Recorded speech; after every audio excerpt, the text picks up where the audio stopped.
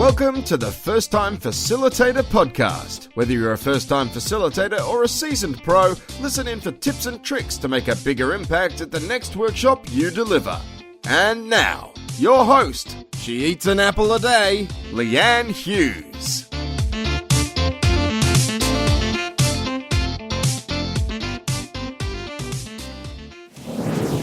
Hello and welcome to the show. I'm your host, Leanne Hughes, and I'm here to help you develop and deliver workshops that kill. Now, today's show is sponsored by my free newsletter. It's also called the Flip Chart. So previously, I've been sending these out monthly, but hey, at the beginning of the year, I said 2019 was my year of maintenance. So now I'm going to we'll try to be more consistent and send the newsletter out every fortnight, so every other week. I really enjoy putting the newsletter together, and every time one comes out or I'm drafting it, all I really think about is what value is the information in the newsletter? Like, how valuable is that for you, the reader? I guess the last thing I want to do is create another bit of spam in your inbox. So if you like the sound of that and you want to know what cool systems, tools, apps, videos, activities, or other resources that I'm geeking out on, you can hop on over to firsttimefacilitator.com to sign up for that. So I'm back with an interview this week. And if you missed my update on last week's show, you would have missed that I'm actually mixing up the formula a bit. So with the show, I'll be doing a mini-sode solo episode 1 week, followed by an interview. So interviews every fortnight, mini-sodes on the alternate weeks, and the show is still coming out to you every Monday. So yeah, with these interviews, I just love the opportunity to reach out to amazing facilitators all around the world and ask them how they do it. And today I'm so excited to share my chat with Dr. Rebecca Sutherns from RebeccaSutherns.com. That's Sutherns spelt Sutherns. So if you're a senior leader looking to make wiser decisions faster, or if you're a facilitator looking to up your game, you are in the right place today by listening in. Rebecca has been running her own show for 23 years, and her superpower is making the complex simple, which is just a bonus for you because she really breaks down her facilitation advice and offers excellent examples, which you'll hear through the conversation. Rebecca is a world-class facilitator who has served as a trusted advisor to hundreds of mission-based organisations in Canada and internationally for more than 20 years. She brings her intellect, enthusiasm, and varied experience in strategy development and collaborative leadership to her speaking, writing, and mentoring. She is a skilled communicator with a particular gift for helping leaders make wiser decisions faster.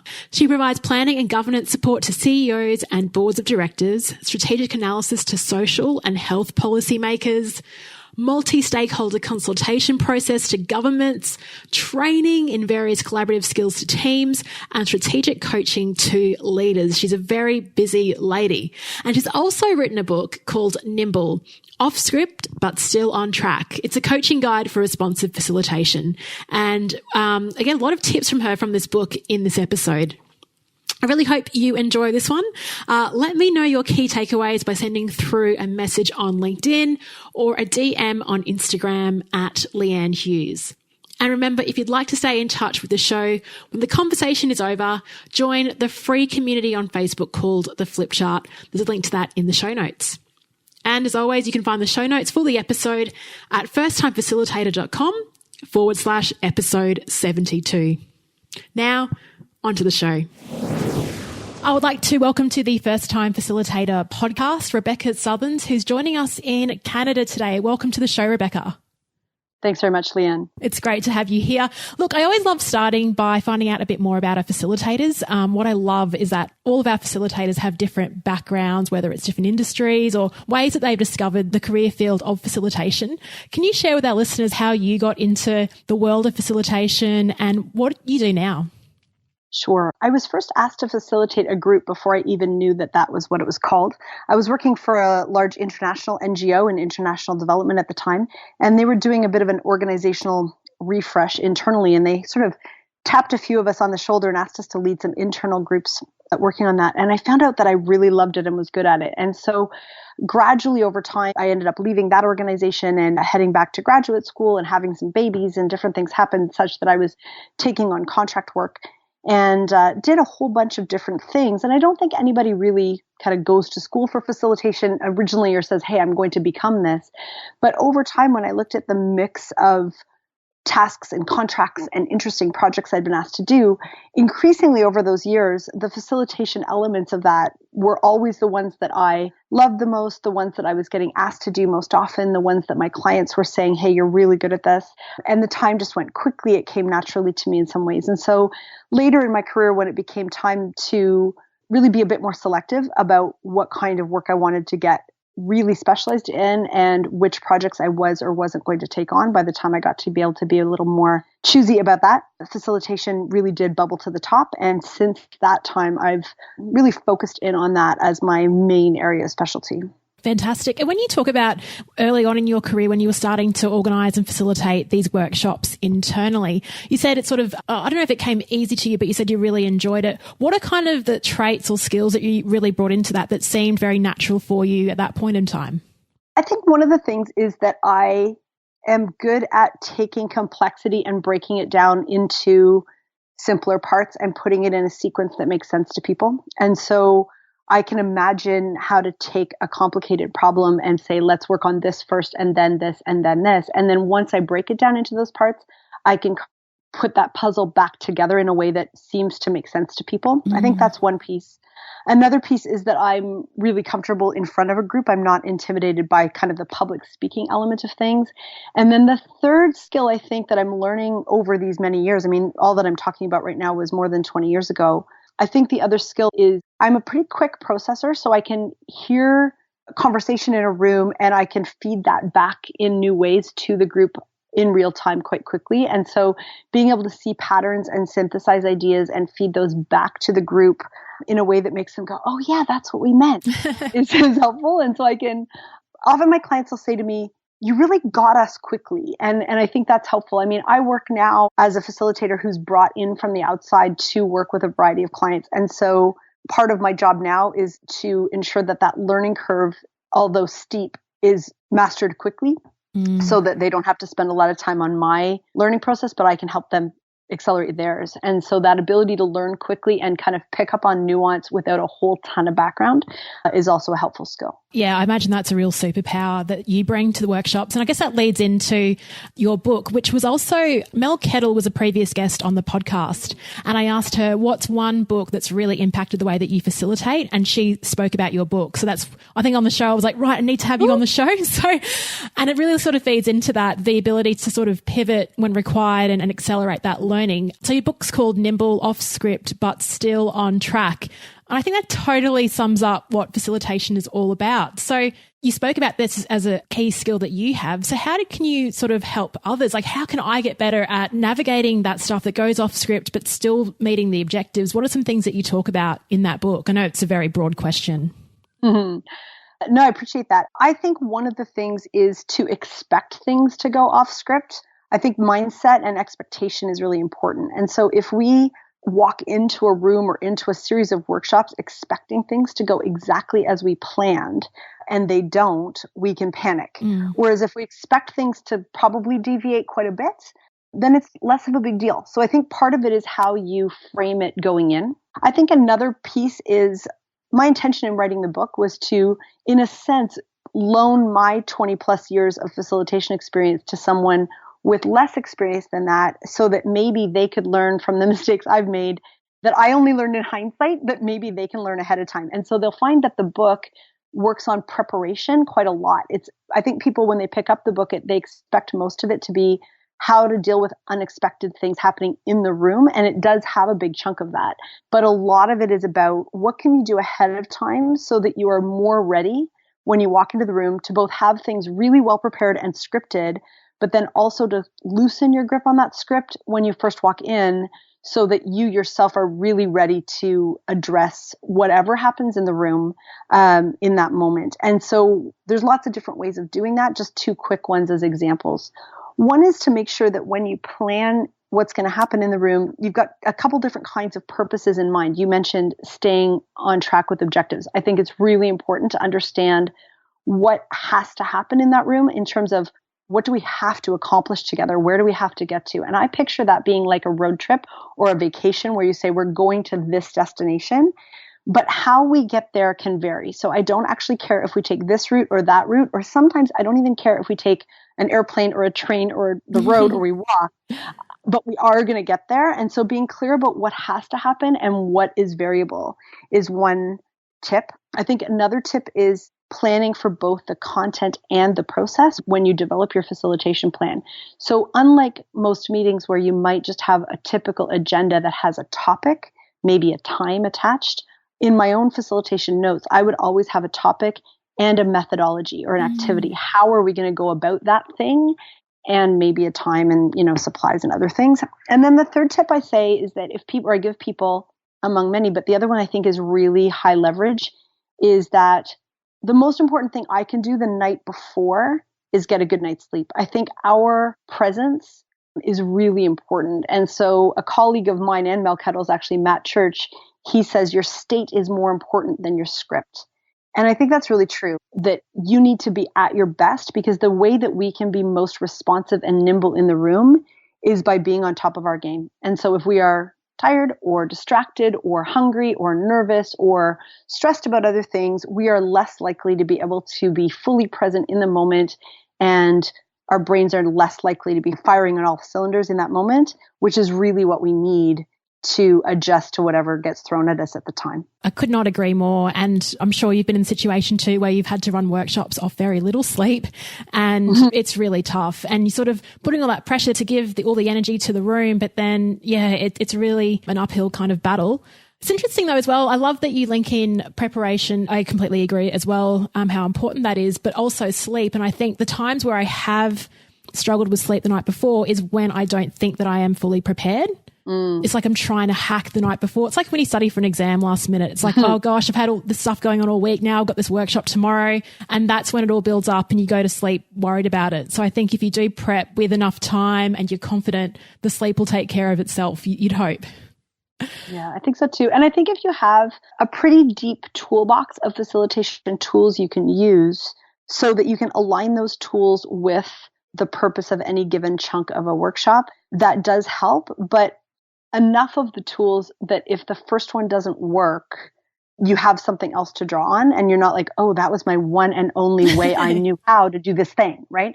So part of what I'm interested in is helping people have multiple ways to get to the same spot. And that way, if one doesn't work, you try another one. And I think also it's not just having those tools in your toolbox, it's also preparing your brain to adjust. And so, for example, I would suggest planning for multiple scenarios. So you say, hey, if plan A goes exactly as I hope, this is what I'm going to do.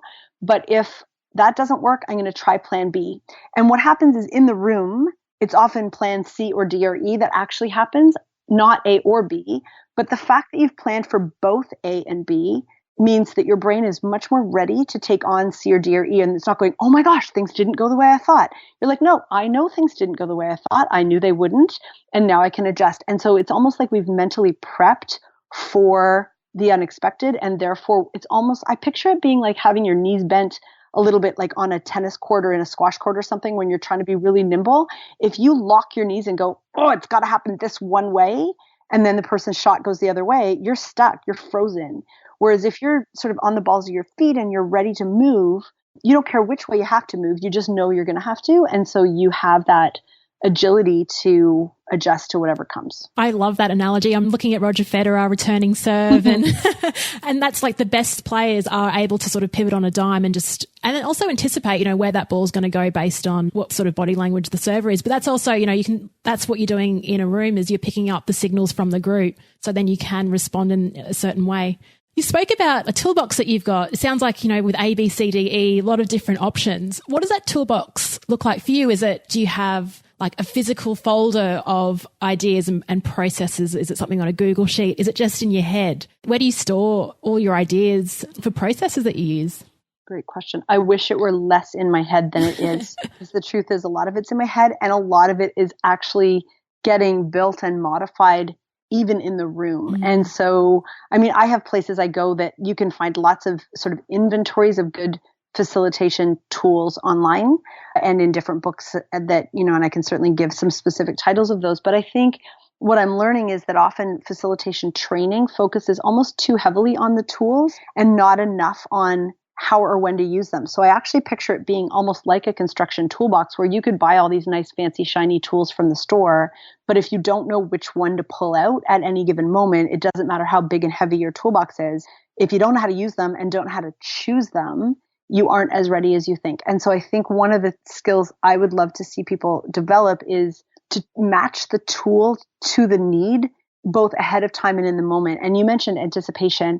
I think that anticipation of what's about to come happens by reading the room, but it also happens in advance of walking into the room, where you think to yourself, if I do this activity or if I phrase a question this way, what am I likely to get back? And if I get that back, is that really what I need to get back? Not so much that you're trying to script the content of people's answers, but even to think about the kind of answer they might give you.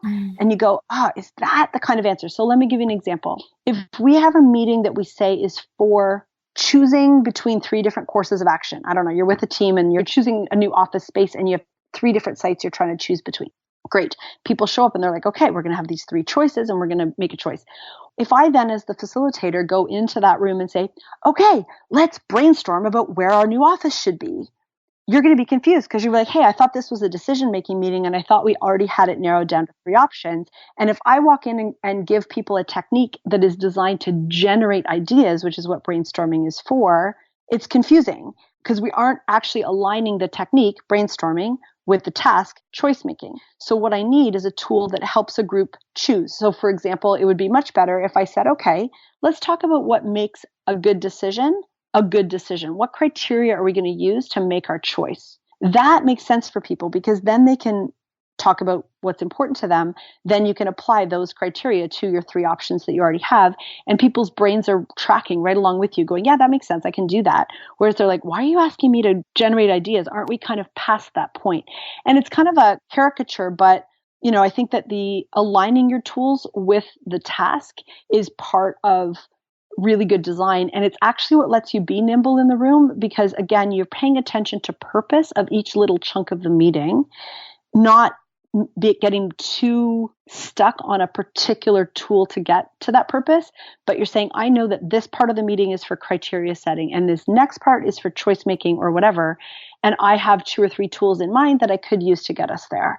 And it gives you a framework or structure without causing you to cling too tightly to just one way of doing it. Thanks for sharing that example. I think it's great that you're sort of sharing your ideas and then giving an example which makes it really real for our listeners. So I appreciate that. So let's just talk through, in that example, that was a very specific request. We need to make a decision on this.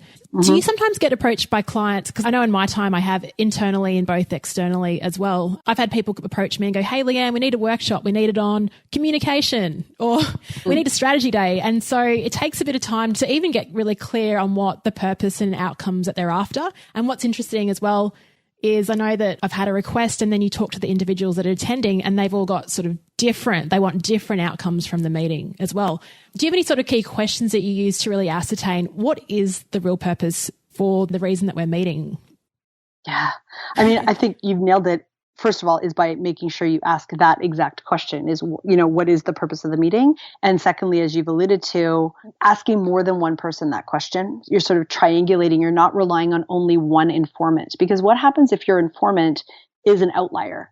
Their perspective isn't typical of others in the room. You've relied completely on their view. And all of a sudden you realize when you get in there that they are not representative at all of what the whole group thinks. So I think those are 2 pieces already. What's it for? And can I have access to lots of people? I think another way that I phrase the purpose kind of question is it's almost along the lines of beginning with the end in mind. So I say to people, what will you have experienced or learned or generated at the end of this meeting to make it a success? What will you hold in your hand? What will you feel? What will you have realized? Those kinds of questions phrased in past tense, what will have happened in order for this meeting to feel really productive.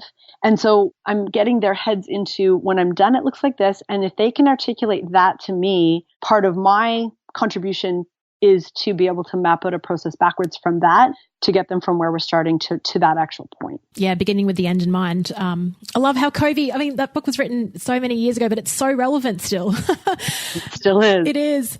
Hey, I love, I was on your website and I love that you wrote this. You wrote, life's too short for boring, unproductive meetings. So can I just give you a virtual high five just for writing that? Yeah, love that. Because it's funny because it happens in Canada, it happens in Australia. It's still happening all over the world. These meetings when there's so much information out there on how to make them more effective. So I'd love your opinion on this. If you're a manager or you're a facilitator, you're coming in to deliver and run a meeting, what are some things that we can do to make these meetings more exciting and more impactful for everyone involved? Well, I think if you can't articulate what the meeting is for, you shouldn't have it. So the fact that it's Wednesday morning or it's the, first Tuesday of the month is not a reason to have a meeting. A meeting needs a purpose. And if you and the others in the room couldn't tell me what the purpose is of the meeting, you shouldn't be there. So I think that's the first one. I think the second one is most meetings, if you cut them in half in terms of their length, you could probably get just as much done. So I actually think we know from creativity research, for example, that creativity thrives with constraints, thrives with edges.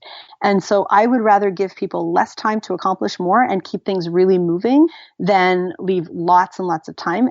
Depending, I mean, I'd put some caveats on that if you've got some stuff you really need to talk through, but particularly for meetings that are with groups that work together a lot, meetings that happen often, that kind of thing. I think the next thing is actually to plan a meeting as opposed to showing up and saying, oh, we've got these couple things to talk about, but actually developing a facilitation plan for a meeting, even if that meeting seems like, again, a repetitive, familiar one with people you know really well. Make it a bit of an occasion for two reasons. One is it means you've really thought it through and you've thought about, as I mentioned before, both the topics and the methodology you're going to use to get there. Because if we haven't done our homework with that, we tend just to talk. And most often, I think if you can find some non-verbal or not only verbal ways of tackling a problem, doing some things that are really visual or some things where we actually get up out of our chairs or we're building something together or getting outside or whatever. If you actually put some thought into planning the meeting, it's much more likely to be an impactful meeting. And the second reason is it makes it memorable for people. Instead of it just being, it's Thursday at 11, so we must be meeting now.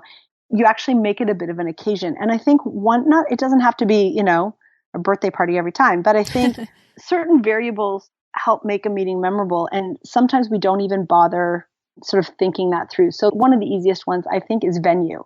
And so if you can hold a meeting in a different location than you normally do, just that alone can infuse some energy into that meeting that isn't there before. So if you always meet in the same old meeting room, that's, the same old space at the end of the hall, every single time that group of people meets, we shouldn't be that surprised if what comes out of that meeting is the same old, same old.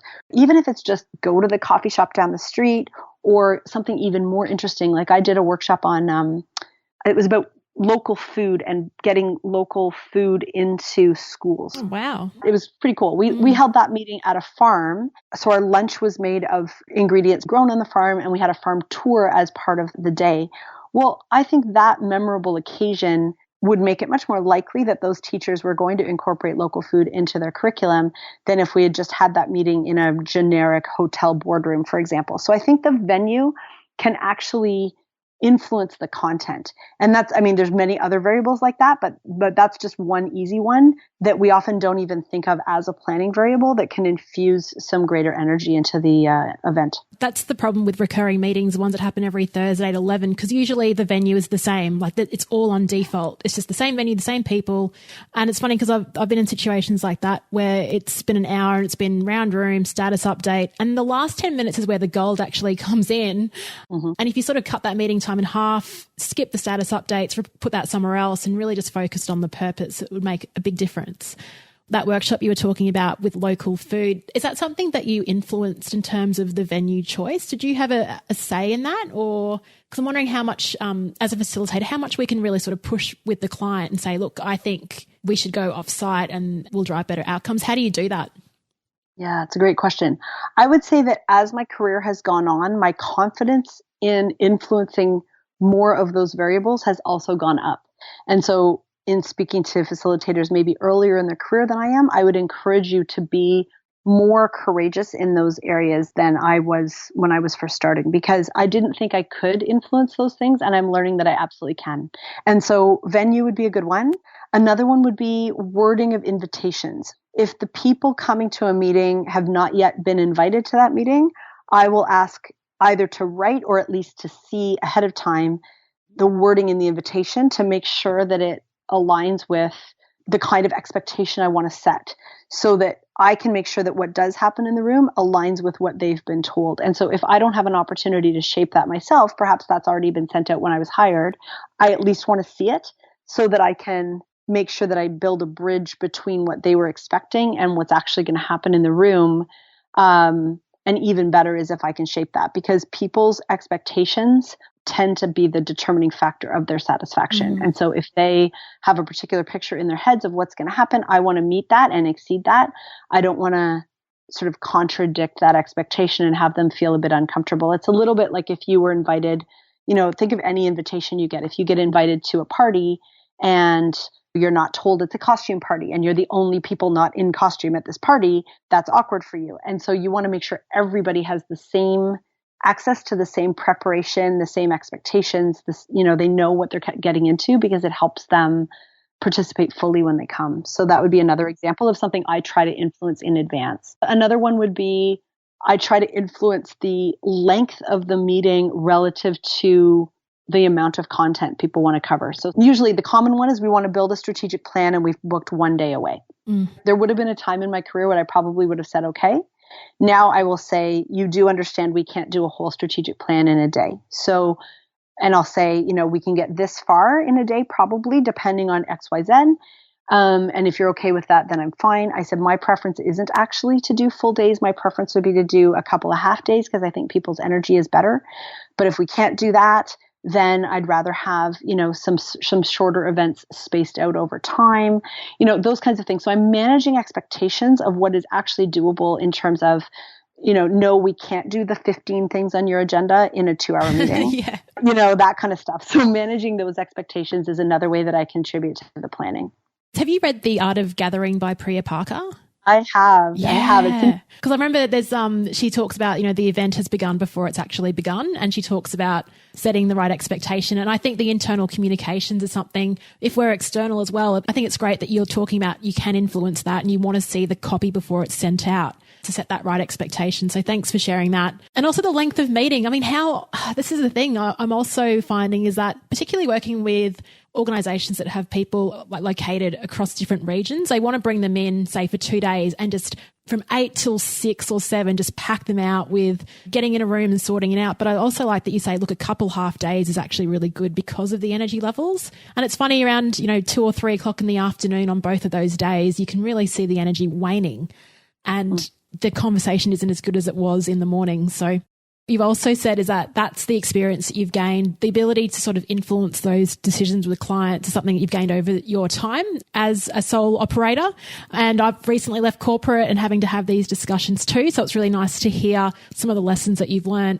What other kind of business learnings or since going out on your own, I know it's been a while now, but what advice do you have for facilitators who are starting their own facilitation business? We've got quite a few sort of side hustlers and solopreneurs that listen in. So I'd love to hear your thoughts on that.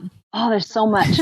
Part of what I do is coach solopreneurs. So I've got lots of interesting pieces I could talk about with this. Cool. But I think when I think back on how my business has evolved, I think part of it for me was the mindset shift of thinking of myself as an entrepreneur and thinking about my work as a business, as opposed to thinking of myself as a freelancer or thinking of this is just a little contract I grabbed on the side kind of thing. And I think when I made that switch to thinking of myself as a business owner and treating this as my business, that has been an evolving process over many years. It wasn't an overnight thing, but I think that mindset shift has mattered. I think things like having systems in place. I'm not a very good administrator. I'm not really great at the systems of things, but I think having some basic things in place, even around pricing, I think is really helpful. So one of the things that we could talk about pricing for 3 other episodes of this, but I don't want to take us back too much. But as a facilitator, I think one of the things that we can do to help one another is think about what the value of our work actually is, and also how to price it to recognize that you're not just counting the time in the room, but you're counting the time ahead of time to prepare and afterwards to document. And I think being explicit with your client about where your responsibilities begin and end is really important. So when we were talking a moment ago about what we can and can't influence, that's another area that I seek to influence a bit, or at least to be explicit about, and that is, how does what happened in this room get captured later? And is that my responsibility, or is that an internal responsibility? And if someone else is doing it, do I have any opportunity to see it, edit it, comment on it at all? Because if we have an amazing session together in person, say, assuming it's all in person, say we have an amazing, energetic, memorable day, and then the notes of that day are incomplete, boring, unclear. Those notes actually are what live on, other than in the memories maybe of the people who were in the room. But if there are others that are going to see those notes, and or if they're going to need to be a reference point 18 months later, I want to make sure that they have some things in them that will help people remember the energy of that day. And if those notes are badly done, that reflects poorly on me. So that would be another area that I would be looking at, where the scoping conversations as a business owner, the scoping and pricing is really important. And again, it's all about setting expectations so that I can deliver and over deliver on what people are thinking, and not under deliver simply because we didn't talk about it. I love that you've talked about getting sort of like a template on your pricing model. That's something that I've realized every time I'm doing up a quote, I'm like, I really have to think it through. And I'm like, this is not an effective use of my time. And also the development cost, that's an interesting one to talk about, because clients don't often see the amount of effort that's put in. And so I'd love to just rock up one day and just deliver something great, but the amount of prep time it takes, it's difficult, I guess, to convey that value. So thanks for providing those tips. You spoke about the Farmers, a venue that you've delivered at. Have you delivered at any sort of X Factor conference venues or locations around the world that you'd like to share with our listeners? The one that comes to mind, there's a place in Canada called Banff, Alberta. So Banff is beautiful to begin with, but we were in this, it was actually a facilitation conference. So it's a whole bunch of facilitators in the room at the International Association of Facilitators at their North American conference a couple of years ago. And it was hilarious because they'd set up the room facing away from the windows, because it was a whole big one big wall of windows. And for some reason, we were doing an activity where the facilitator had us kind of turn our attention outside.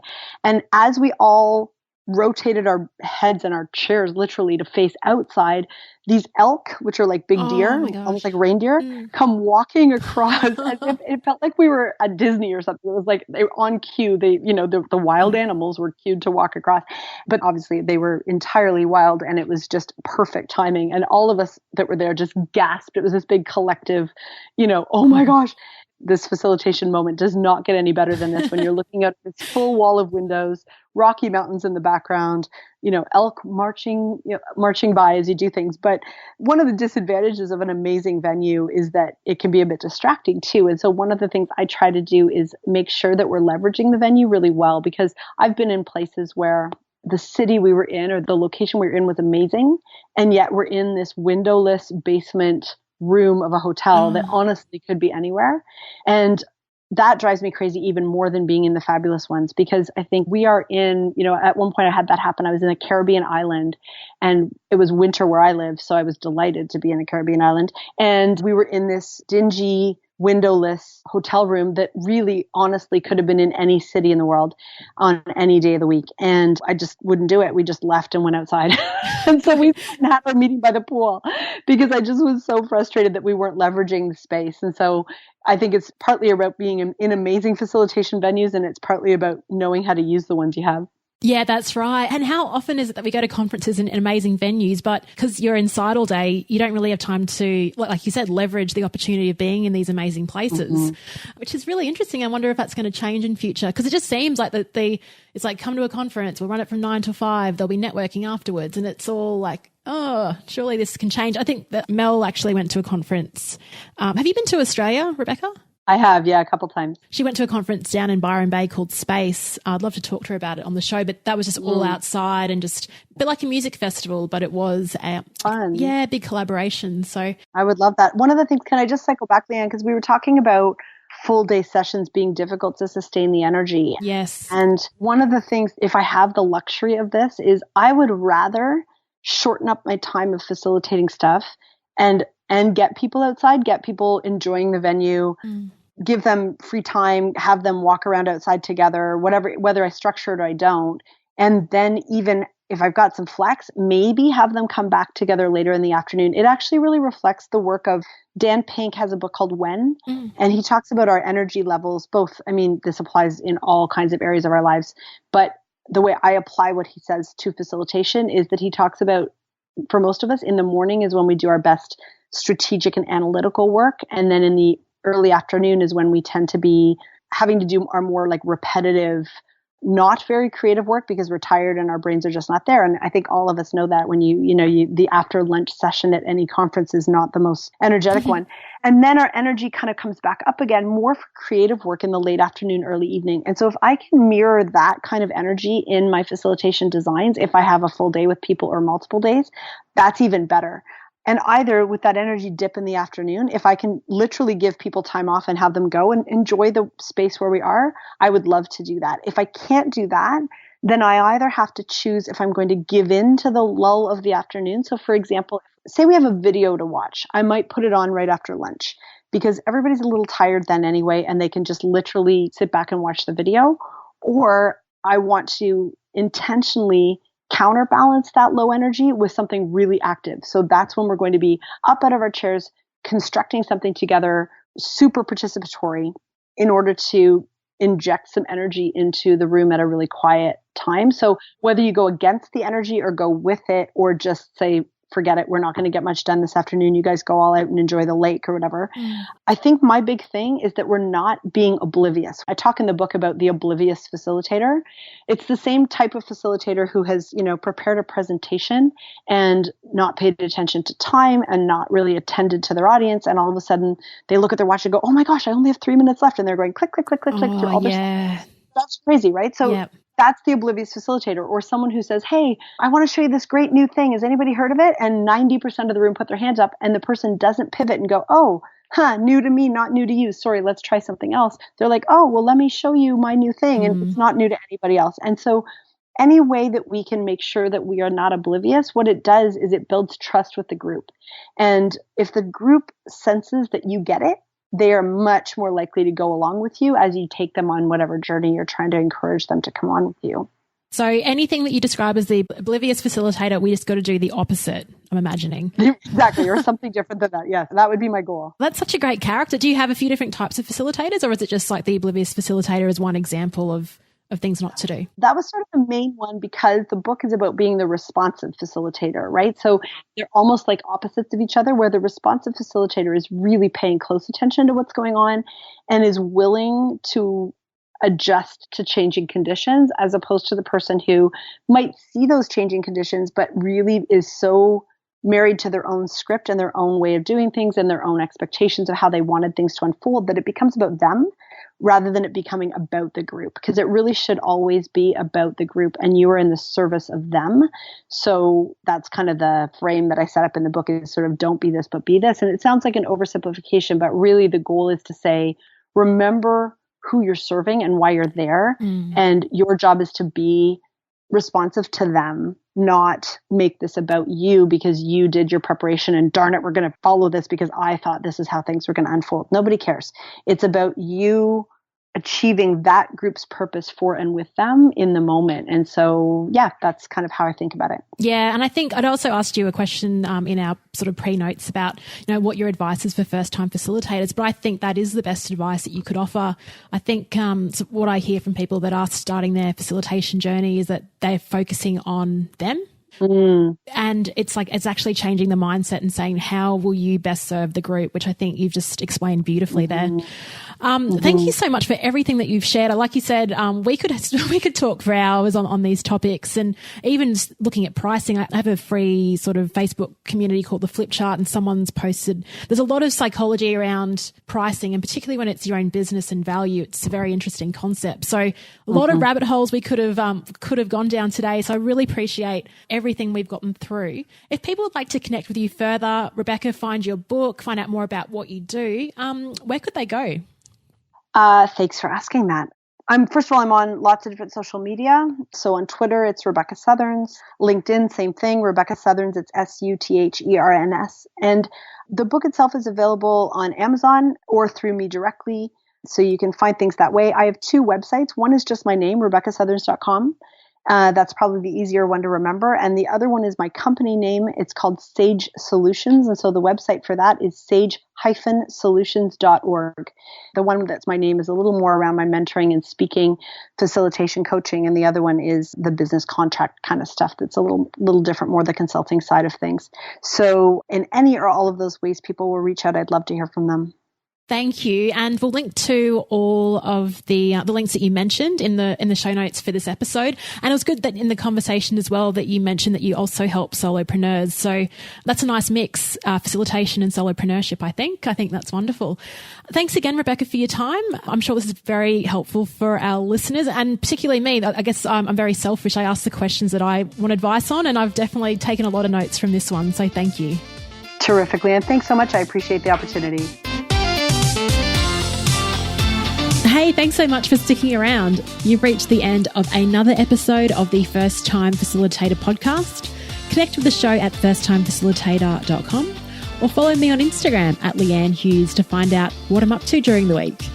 If you enjoyed this episode, please feel free to share it with someone who will also appreciate the insight, and make it easier for yourself and subscribe to the show in your podcast player of choice. Thank you so much for listening, and chat to you next week.